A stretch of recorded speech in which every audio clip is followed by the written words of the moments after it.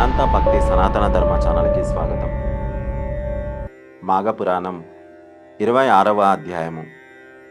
శివుడు లింగాకారముగా మారుట. ఓం శ్రీ గణేశాయ నమః. ఓం శ్రీ సరస్వతీయే నమః. ఓం శ్రీ గురుభ్యో నమః.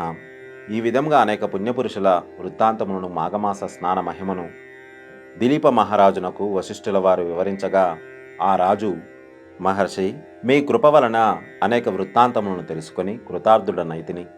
కానీ మరొక సంశయము నాకు గలదు.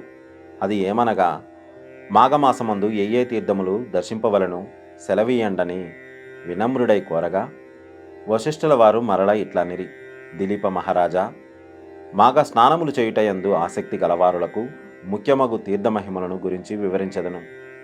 శ్రద్ధగా ఆలకింపుము. మాఘమాసములలో నదీ స్నానము ముఖ్యమైనది. మాఘ స్నానములు చేయలేక తీర్థములు సేవించిన చాలునని అనుకొనుట అవివేకము. ఏలననగా మాఘమాసములో ఏ నదిలోని నీరైనను గంగా నీటితో సమానము. అందుచేత మాఘమాసములో నదీ స్నానము సర్వపాపహరమైనది, ఆవశ్యమైనది. అటులనే ప్రయాగ అతి ముఖ్యమైన క్షేత్రం. ఈ భరతఖండములలో అతి ప్రధానమైన గంగానది సముద్రంలో కలియుచోట మాఘ స్నానం ఆచరించిన 7 జన్మల్లోని పాపములన్నీ హరించును. మాఘమాసములో నదీ స్నానముతో పాటు విష్ణు దేవాలయములు, మహేశ్వరాలయములు మొదలగు 360 పుణ్యక్షేత్రములు దర్శించిన ఎడల గొప్ప ఫలము కలుగుటయేగాక మరల జన్మలనేవి కలగవు. ఇక త్రయంబకమను ముఖ్యమైన క్షేత్రం కలదు. ఇది పడమటి కనుమల దగ్గర ఉన్నది. అచటనే పవిత్ర గోదావరి నది జనించినది. గౌతముడు తన గోహత్య దోషమును పోగొట్టుకొనుట, ఇచ్చటనే ఈశ్వరుని గురించి ఘోరతపస్సు చేసి గోహత్య జరిగిన ప్రాంతము మీదుగా గోదావరిని ప్రవహింపజేసినాడు. కావున మాఘమాసములో గోదావరి యందు స్నానము చేసిన ఎడల తక్షణమే సకల పాపములు హరించిపోవుటయేగాక ఇహమందు పరమందు కూడా సుఖపడుదురు. మన దేశములో ఎన్నో నదులున్నవి.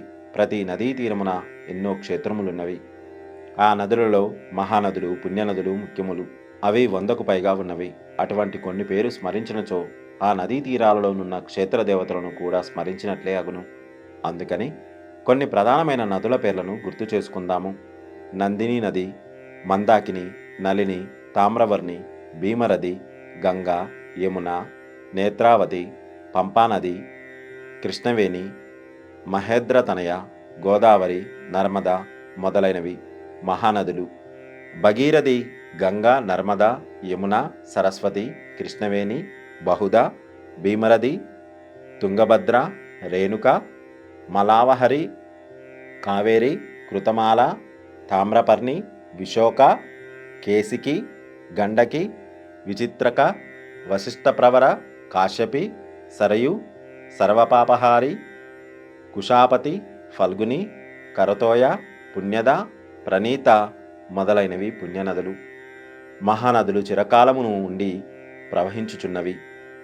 పుణ్యనదుల మహాత్ముల ప్రయత్నము వలన వారి పుణ్యము కొలది ప్రవహించి వారి పుణ్యమును అందించునని మహానదులు, పుణ్యనదులు 2 వశిష్ఠ లక్షణములు కలిగిన గంగా, యమున మొదలైన నదులు మహానదులుగాను పుణ్యనదులుగాను అయి ఉండవచ్చును.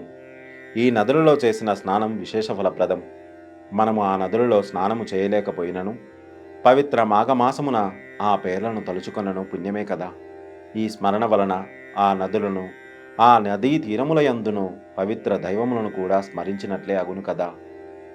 గౌతమి నదిలో మరికొన్ని ప్రసిద్ధములగు ఉపనదులు కూడా కలిసి తమ తమ స్నేహ సౌభ్రాతృత్వములను చాటుచున్నవి. అటులనే వరం తప అనే ఉపనది ప్రవహించే చోట కూడా శివుడు లింగాకారంతో వెలిసి ఉన్నాడు.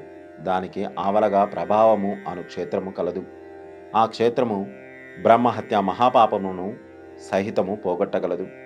ఇందుకొక ఇతివృత్తము కలదు. సావధానుడవై ఆలకింపుము. విష్ణుమూర్తి నాభి కమలమున పుట్టిన బ్రహ్మకును ఈశ్వరునకు 5 తలలు ఉండేటివి. ఈశ్వరునికి పంచరుద్రుడు, త్రినేత్రుడు అనే పేర్లు కూడా కలవు. బ్రహ్మదేవుడు, నాకును 5 తలలున్నవి, నేనే గొప్పవాడనని శివునితో వాదించెను. ఇద్దరు గర్వంతో వ్యవహరించినందున చిలికి చిలికి వారిద్దరి మధ్య కలహము పెద్దదయ్యను. కడకు ఇద్దరు యుద్ధము చేయగా శివుడు బ్రహ్మ యొక్క 5 తలను నరికివేసెను. వెంటనే శివునకు బ్రహ్మహత్యా పాతకము చుట్టుకున్నది. శివుడు భయపడి తాను నరికిన బ్రహ్మతలను చేతపట్టుకొని ముల్లోకాలు తిరుగుచుండగా క్రమంగా చేతిలో ఉన్న బ్రహ్మతల మొండిపోయి పుర్రెగా అయినది. ఈశ్వరుడు సహజంగా అందమైనవాడు. అతడు భిక్షాటనకు వచ్చి భిక్షాందేహి అనగా గృహిణులు భిక్ష పట్టుకొని గుమ్మము శివుని జగన్మోహనాకారమును చూసి మోహితులై భిక్ష వేసి శివుని వెంట పోచుండిరి. ఈ విచిత్రమును మునీశ్వరుడు చూసి కోపం కలవారై తమ భార్యలు శివుని వెంట పోవుట సహించలేక అతనికి పురుషత్వము నశించునుగాక అని శపించిరి. ఈశ్వరుడును చేయుదునది లేక క్రింద పడిపోయిన ఆ లింగమునందే ఐక్యమైపోయినాడు. అట్లు శివుడు లింగాకారముగా మారినందువలన ఆ లింగ మమితమైన తేజస్సుతో ప్రకాశించుచుండెను. కోటి సూర్యుల తేజస్సు కలిగి ప్రళయము సంభవించునా అన్నట్లు భయంకరంగా నుండెను. అప్పుడు బ్రహ్మ విష్ణువులు శివుని వద్దకు వచ్చి వానిని ఓదార్చి ప్రయాగ క్షేత్రమునకు తీసుకొని వెళ్ళి అచ్చట శివునికున్న బ్రహ్మహత్యాది పాపములు పోగొట్టిరి. ఆ విధముగా భూలోకమునకు వచ్చి శివుడు అప్పటి నుండి లింగాకారముగా మారినందున భక్తులు ఆ లింగాకారమునే పూజించుచు శివ సాన్నిధ్యమును పొందగలుగుచున్నారు. సర్వే జనా సుఖినో భవంతు. గోవులను సేవించండి, గోవులను రక్షించండి.